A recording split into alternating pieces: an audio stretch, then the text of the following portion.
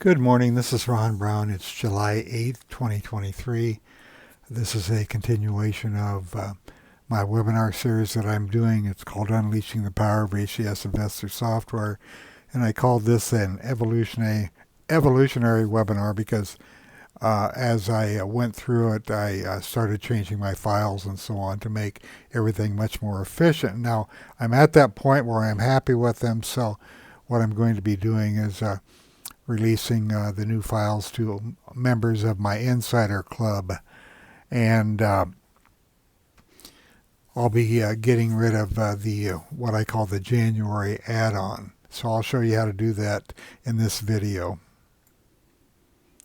Now here's my standard risk disclaimer. I'm not going to read the whole thing, but any stock index or ETF mentioned in this presentation is not a recommendation to buy or sell. All trading strategies are used at your own risk. If you're a member of the Insider Club, I want you to do this. I want you to open up the warehouse, click on the Choose Create View icon, and scroll up here and you can see what's in here. Now, these are the files from the webinar series. Everything has been modified or pretty much standardized. I may have overlooked a few, but I'll fix those as I go along. But what I want you to do is I want you to delete top-down process scans 1/7/2023. This is for the Insider Club members. Just click on that and delete it.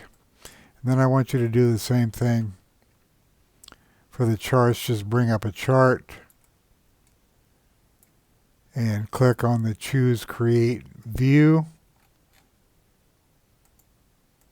and locate the 1/7 charts and delete them. Now, you're not getting rid of everything because what I did is I put a folder in here called Inventory 1/7/2023, which contains all of the charts that were available. I'm not using as many charts in the new files, but everything is in inventory. If you're looking for something, more than likely you'll find it there, and the same thing holds true for the webinar series scans. Here is the inventory down here. So in other words, you're really not getting rid of everything. I'm just putting things that I don't use, both in the warehouse and chart views, into the add-on, but they're at the bottom of the list and you may never touch them again, but they're there if you need them. Now, some of you with early installations may have early installations of my webinar series may have another set of files in here. I'm just going to import them and show you what they look like. This was sent by a customer. Just some suggestions on rearranging, and it's called ZZZ Ron Brown. If that's in your files, you don't need that. Just delete that also, and then you'll be all set. You'll have the files as I'm showing them. Now, the main thing I did is I standardized the views from scan to scan, and everything pretty much looks like this. There can be a few exceptions, but not too many. I have the Wyckoff indicators in here, the crossovers, the days since positive and negative. Same thing for the volume point of control, positive and negative. Relative strength, very important. This is the ACSI relative strength, Kirkpatrick relative strength, which is based upon 26 weeks of a weekly close, and that's why you will see a lot of blank spaces in here if these stocks have not been trading that long. Then 5-day and 10-day comparison to the S&P 500, the last close, the percentage price change, the range, volume percent compared to the 90-day moving average. I put the demand supply in for a customer who requested it in my primary views, and by my primary views I mean looking at Ron's daily prospecting scans.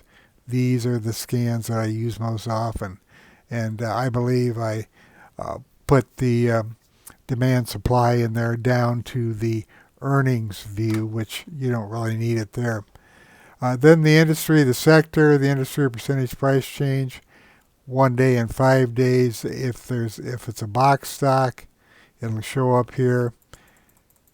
And then as we scroll to the right, you can see if there's a VPA signal, what the signal was. If the current day has a signal, a VPA signal, and you sort on this, it'll say yes.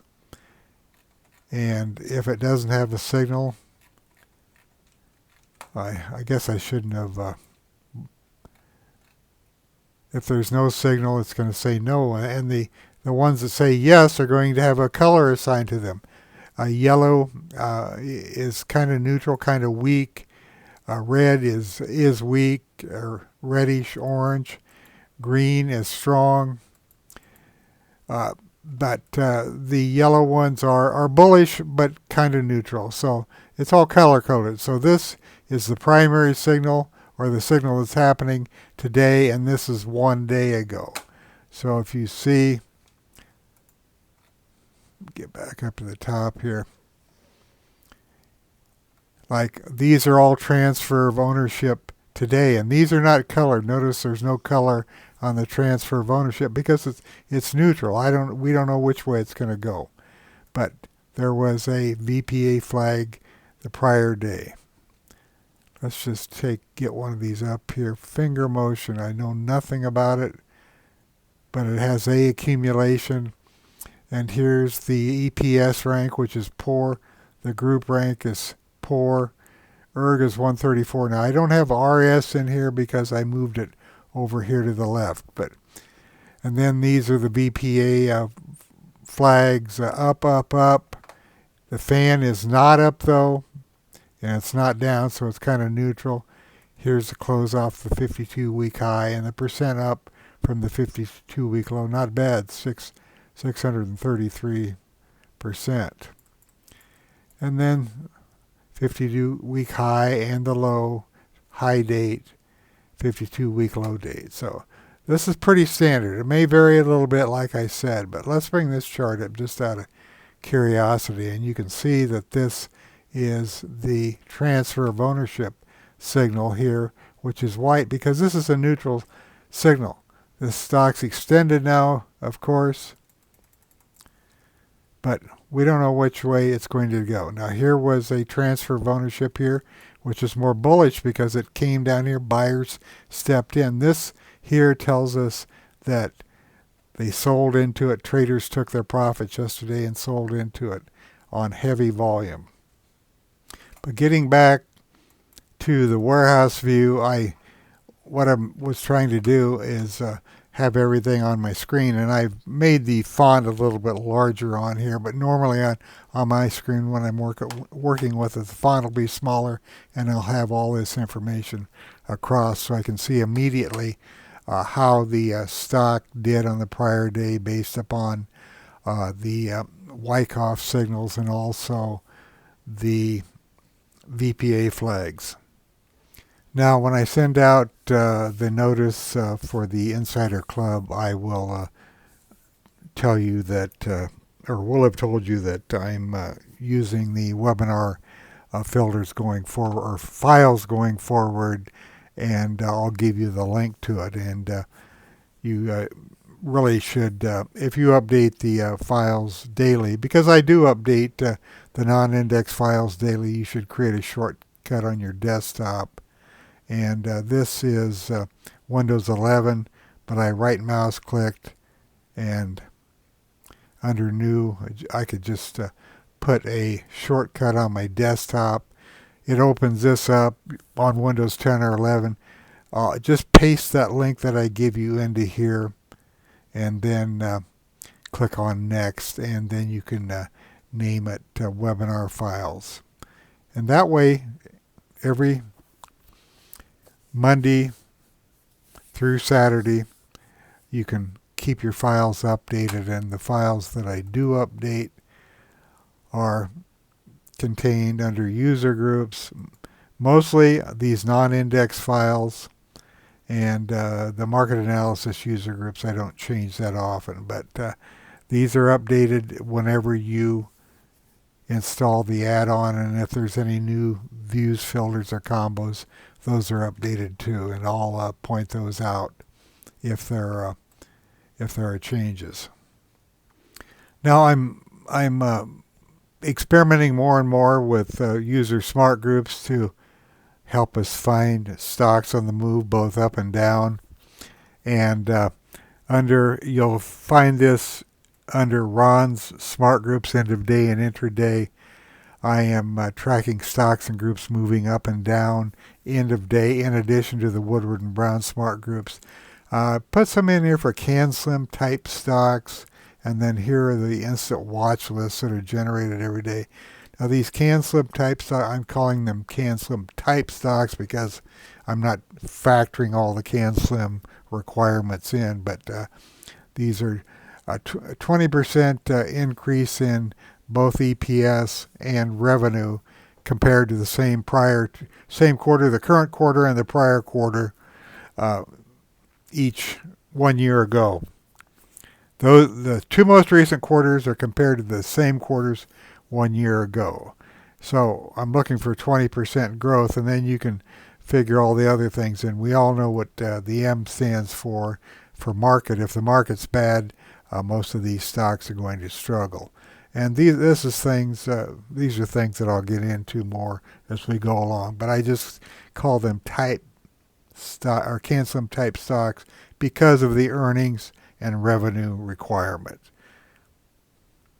Obviously, a lot of these stocks do not have a new product, which is what the N stands for, but they meet the earnings requirement. So I don't want to spend time on this right now, but when you get the non-indexed groups, you're going to find that I am tracking them down here in folder number 14. Just started the 30th of June and this week. And then here's the instant watch lists.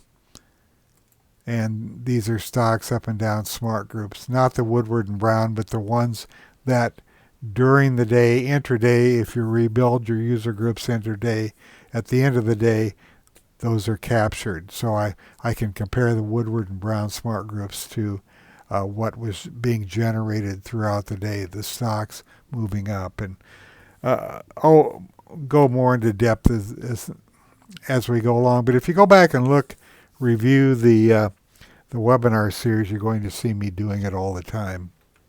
Now, one thing I want to point out here is that we have some of the best prospecting tools already in here. It's been in here for 20 years. It's the HDSI Top 50. Now, here is the current day, and these are captured every day going back to July of 2022. So if you want to back test them, see how they did, it's easy to do that. I'm going to do that just to show you right now. So this is the most recent day, but what I want to see using 2023, I want to look at what's happening in July and June.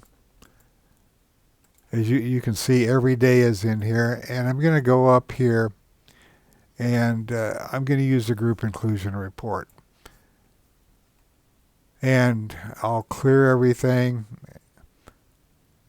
and then I'll open up June and July, and all of these groups are selected automatically. So I can see which stocks have appeared most often, and I can go back and do this, into 2022 when this first started.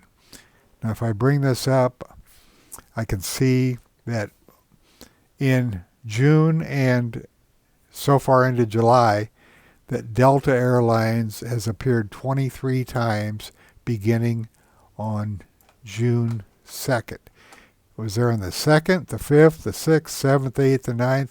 So let's take a look at this. I'm going to minimize this, keep it up here. See if I can do this. And let's bring the chart of Delta up. This is a group that should not be overlooked. You should look at these every day, the top 50. And with the new setup, you can see if these stocks are just beginning their move or if they've been on the move for quite some time. So let's take a look here at DAL. And I'm going to put my information window up, and let's go back to the 2nd of June. I'll put a crosshair up. And if you look up here at the top, you'll see right here that this is the 2nd of June. And it was already on the move. When did this crossover start? When did this run begin? Well, you can see there was strength seen returning. I'll get this out of the way. After a downtrend, and then a confirmation of that strength. And you can see that the 3 crossed over the 6 here on this effort to rise. There was some digestion of the information, but the 3 stayed above the 6. This blue bar means there was heavy volume, and here's heavy volume on this too. Little pullback, a shakeout, and then it started taking off. Let's look at some of these dates right here. I'll bring that information window back up. And okay, here is the 2nd right here, and we're going to go back into May, see if this was appearing before this. Here is the 5th right here. Here's the 6th, here's the 7th, here's the 8th, here's the 9th, and so on. And you can see that this was appearing all these consecutive days. Great opportunities to get in on this stock and the other airlines. And notice my volume pocket pivots are right here. These are not pocket pivots, but I use the same formula to see when there's heavy volume coming into a stock or above average volume compared to any down days and down volume within the past 5 or 10 days. Let's look at the volume point of control. Where did it turn green? Well, it turned green back here on the move, and then on the pullback, that was a buying opportunity on the next day, and it took off. Carnival Corporation, 6-1 CCL.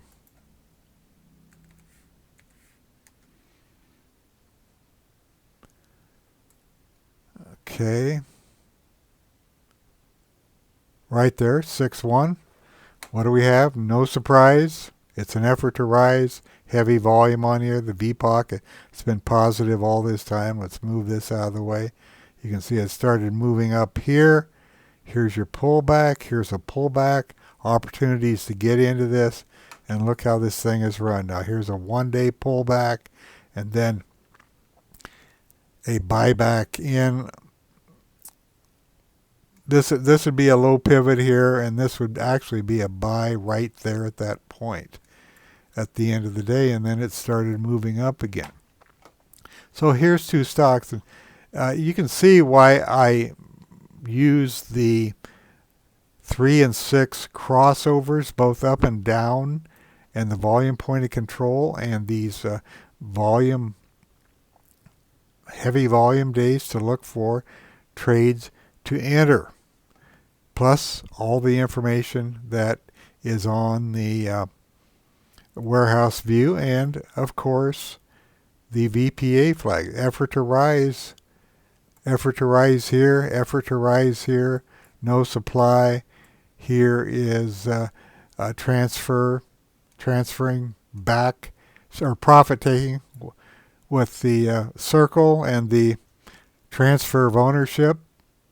But it's a neutral signal, even though it was down here because this was an upthrust, and there was some selling, but you don't know if it's just a 1-day sale or not. Here's an effort to rise at the top, get a little extended as the 3 and the 6 move apart. You can tell that they're moving apart right here, and then you can see the momentum slowing down on the histogram.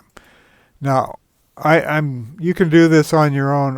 What I want to do is I want to go back another month and see when DAL and CCL appeared? I don't know. So let's do this again. And we're going to go up and include the month of May. And let's see if I can... there's CCL right there. And I'll find... And this started appearing clear back on the 5th of May. CCL. Let's look at it. I've got the chart up here.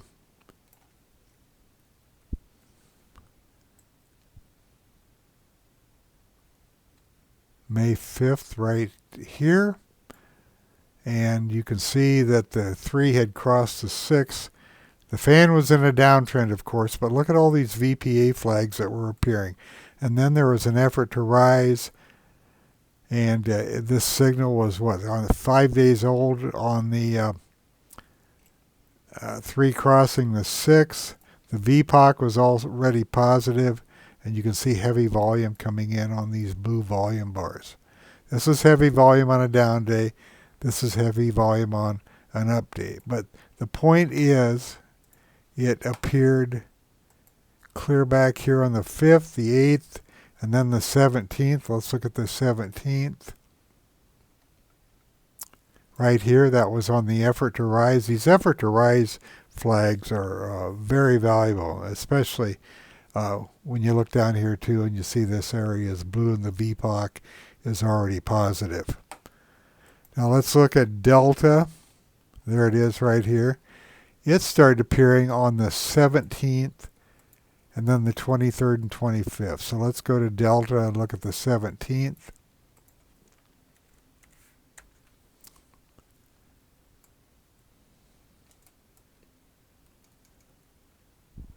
'17th is right there. No surprise. Effort to rise with the large blue bar. The volume point of control was already positive. And then it digested this.